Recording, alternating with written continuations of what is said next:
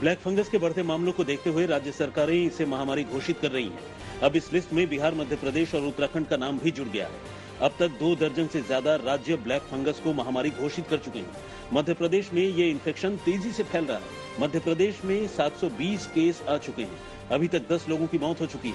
वहीं कई मरीज अब भी इस बीमारी से जंग लड़ रहे हैं। यूपी में ब्लैक फंगस के मामले तेजी से बढ़ रहे हैं। लखनऊ के king George medical college hospital में म्यूकरमाइकोसिस के मामलों ने तेजी पकड़ ली है। किंग जॉर्ज हॉस्पिटल में अभी तक म्यूकरमाइकोसिस से जो कोविड ग्रसित हुए उनकी संख्या बढ़कर 124 हो गई है। वहीं पिछले 24 घंटे में केजीएमयू अस्पताल में ब्लैक फंगस के 22 नए मामले सामने आए। गुजरात में ब्लैक फंगस के सबसे ज्यादा 2200 से ज्यादा मामले हैं। वहीं महाराष्ट्र में भी यह आंकड़ा 2000 के पार पहुंच चुका है। राजस्थान में 700, कर्नाटक में 500 केस है। ब्लैक फंगस इन्फेक्शन कंट्रोल करने और इलाज के लिए सरकार ने गाइडलाइन जारी की है। ब्लैक फंगस के लिए एम्फोटेरेसिन बी की देश में सीमित उपलब्धता थी, इसे बढ़ाया जा रहा है। 5 और मैन्युफैक्चरर को लाइसेंस दिलाने का काम किया जा रहा है। अभी जो भी मैन्युफैक्चरर हैं, वो भी प्रोडक्शन बढ़ा रहे हैं। कांग्रेस अध्यक्ष सोनिया गांधी ने देश में ब्लैक फंगस के मामलों में बढ़ोतरी को लेकर प्रधानमंत्री नरेंद्र मोदी को चिट्ठी लिखी है, जिसमें इस बीमारी के मरीजों को राहत प्रदान करने के लिए तत्काल जरूरी कदम उठाए जाने के लिए कहा है। वहीं इससे प्रभावित मरीजों का मुफ्त में इलाज और जरूरी दवाओं की आपूर्ति सुनिश्चित करने की बात कही है। इस बीच राहुल गांधी ने ब्लैक फंगस से जूझने वालों के लिए भी पीएम से ताली थाली बजाने वाला तंज मारा है। उत्तर प्रदेश में कोरोना कर्फ्यू को 31 मई की सुबह 7 बजे तक बढ़ा दिया गया है। ये छठी बार है जब सरकार ने संक्रमण की चेन तोड़ने के लिए लॉकडाउन बढ़ाया है। इसके पहले 17 मई को सरकार ने 24 मई तक कर्फ्यू बढ़ाने का आदेश जारी किया था। नई गाइडलाइन के मुताबिक बाजार खुलने पर लगी रोक भी बरकरार रहेगी। इसके अलावा सभी स्कूल, कॉलेज, कोचिंग संस्थान बंद रहेंगे। हालांकि ऑनलाइन कक्षाएं जारी रहेंगी। इस दौरान जरूरी इमरजेंसी वैक्सीनेशन सेवाओं पर पाबंदी नहीं होगी। लोगों को अस्पताल, राशन और मेडिकल स्टोर की सुविधा भी मिलती रहेगी। सरकार ने रेहड़ी, पटरी, रिक्शा वालों, मोची, दिहाड़ी मजदूरों और राशन कार्ड धारकों को हर महीने राशन भी 1 जून से देने का फैसला किया है। देश में पिछले 20 दिनों में कोरोना के मामलों में कमी आ रही है। एक और अच्छी बात यह है कि नए केस के मुकाबले ज्यादा लोग रिकवर हो रहे हैं। स्वास्थ्य मंत्रालय के मुताबिक इस दौरान देश में करीब 8 लाख एक्टिव केस कम हुए हैं। देश में अब सिर्फ 7 राज्य हैं जहां 10,000 से ज्यादा केस सामने आ रहे हैं। 5 से 10,000 वाले 6 राज्य हैं। 6 राज्यों महाराष्ट्र, कर्नाटक, तमिलनाडु, यूपी, पंजाब और दिल्ली में सबसे ज्यादा मौतें हो रही हैं। स्वास्थ्य मंत्रालय के मुताबिक देश में वैक्सीन की बर्बादी भी घट रही है। कोविशील्ड की खराब होने की दर 1 मार्च को 8% थी। इस दौरान कोवैक्सीन के खराब होने की दर 17% से घटकर 4% हो गई है। धीरे धीरे इसे शून्य पर लाने की कोशिश की जा रही है। अब तक कई देश WHO के दिशा निर्देशों के मुताबिक कोरोना की निगेटिव रिपोर्ट वाले लोगों को इजाजत दे रहे हैं। अब तक इस पर WHO के लेवल पर सहमति नहीं बन पाई है। अब भी चर्चा की जा रही है कि क्या वैक्सीन लगाने वालों को दूसरे देशों में जाने की अनुमति दी जाएगी। दिल्ली सरकार ने 18 से 44 साल की उम्र के लोगों का वैक्सीनेशन बंद कर दिया है। केजरीवाल सरकार ने इसकी वजह वैक्सीन की कमी को बताया है। वैक्सीन की कमी के मुद्दे पर दिल्ली के मुख्यमंत्री अरविंद केजरीवाल ने मोदी सरकार पर निशाना साधा। उन्होंने प्रधानमंत्री को चिट्ठी लिखकर वैक्सीन प्रोडक्शन बढ़ाने के लिए 4 सलाह दी है। केजरीवाल ने कहा कि दिल्ली को हर महीने 80 लाख वैक्सीन की जरूरत है, लेकिन इसके मुकाबले मई में केवल 16 लाख वैक्सीन ही मिली।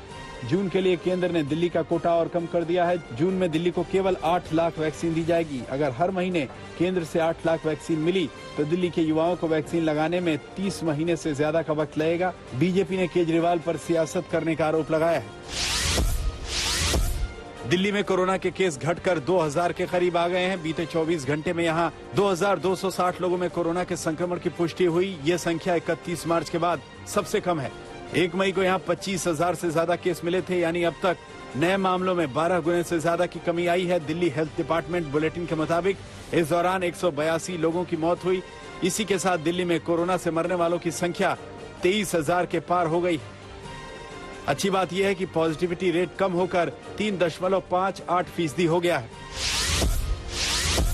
कोरोना संकट के दौर में कई अहम दवाओं की कालाबाजारी बढ़ गई है। इस पर अंकुश के लिए मुख्यमंत्री योगी आदित्यनाथ ने सख्त रवैया अपनाया है।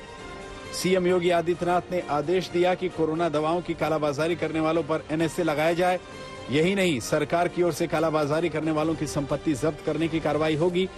सीएम योगी ने कहा कि जून से वैक्सीनेशन की स्पीड बढ़ने जा रही है। इसके अलावा मीडिया और न्यायपालिका से जुड़े लोगों को वैक्सीनेशन की सुविधा मुहैया कराई जाएगी।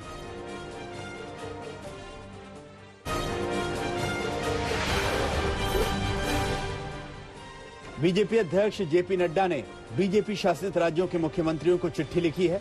पार्टी अध्यक्ष ने पत्र में कहा है कि 30 मई को केंद्र सरकार के 7 साल पूरे हो रहे हैं। इस अवसर पर हमारे मुख्यमंत्री किसी भी प्रकार का कोई उत्सव या कार्यक्रम नहीं करेंगे। नड्डा ने मुख्यमंत्रियों से कहा कि देश महामारी के दौर से गुजर रहा है। ऐसे में कोरोना से बेसहारा हुए बच्चों के लिए कार्यक्रम करें और जरूरतमंदों की मदद करें।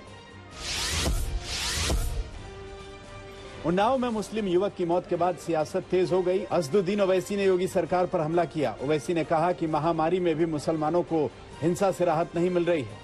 उन्नाव में घर के बाहर सब्जी बेच रहे किशोर की लॉकडाउन के उल्लंघन के आरोप में पुलिस ने पिटाई कर दी थी, जिसके बाद उसकी मौत पर जमकर हंगामा हुआ था। छत्तीसगढ़ सरकार ने कोरोना वैक्सीन लगने पर प्रधानमंत्री की जगह मुख्यमंत्री की फोटो वाला सर्टिफिकेट देना शुरू किया है। इसके तहत 18 से 44 साल की उम्र के लोगों को वैक्सीन लगने पर मुख्यमंत्री भूपेश बघेल के फोटो वाला सर्टिफिकेट दिया जा रहा है, जबकि अभी तक टीकाकरण के बाद जो सर्टिफिकेट दिया जाता है उस पर प्रधानमंत्री नरेंद्र मोदी की फोटो होती है। दरअसल छत्तीसगढ़ सरकार ने देश भर में वैक्सीन के लिए जारी कोविन ऐप के बजाय 18 से 44 साल के उम्र के लोगों के टीकाकरण के लिए अपनी वेबसाइट CG टीका लॉन्च की है। इस ऐप पर रजिस्ट्रेशन के बाद जब युवा वैक्सीन लगवा रहे हैं तो उन्हें भूपेश बघेल की फोटो वाला सर्टिफिकेट दिया जा रहा है। पीएम का फोटो इसलिए यूज नहीं हो रहा है कि केंद्र सरकार पीछे हट गई पैसे देने के लिए, और उन्होंने ये कहा कि हम केवल 45 और 45 साल से ऊपर उम्र के लोगों के लिए वैक्सीन उपलब्ध कराएंगे केंद्र सरकार की तरफ से। बाकी राज्य सरकारें खुद खरीदें और खुद वैक्सीन लगवाएं। वो केंद्र सरकार खरीद के भेज रही थी और हम वैक्सीन लगवा रहे थे। अब उन्होंने कहा कि 45 साल से नीचे उम्र के 18 साल की उम्र तक के जितने नागरिक हैं वो राज्य सरकारें पैसा लगा के अपना खरीदें, जहां से मिलता है खरीदें, ग्लोबल टेंडर लगाना हो तो ग्लोबल टेंडर लगाएं और लोगों को वैक्सीनेट करें। तो जब राज्य सरकार अपने बजट से पैसे उपलब्ध करा रही है तो प्रधानमंत्री को फोटो कैसे लगेगा? ओडिशा और पश्चिम बंगाल के तटों पर चक्रवाती तूफान यास का खतरा मंडरा रहा है। मौसम विभाग के जारी तूफान के अलर्ट के बाद दक्षिण पश्चिम रेलवे ने हावड़ा यशवंतपुर एक्सप्रेस समेत 1 दर्जन ट्रेनें रद्द करने का फैसला किया है। 26 मई की शाम को तूफान यास बंगाल और उत्तरी उड़ीसा के तटीय इलाकों से टकराएगा। तेज बारिश और बवंडर के साथ तूफान की स्पीड 155 से 165 किलोमीटर प्रति घंटे होगी, जिसे लेकर प्रशासन तैयारियों में जुटा हुआ है।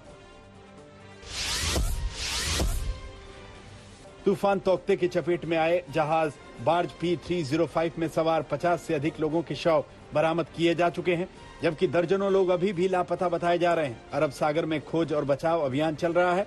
इस बीच पेट्रोलियम मंत्रालय के सूत्रों की ओर से रेस्क्यू ऑपरेशन को लेकर नया अपडेट जारी किया गया है। नए अपडेट के मुताबिक साइक्लोन के वक्त 5 तैरते जहाजों के कुल 714 कर्मी प्रभावित हुए।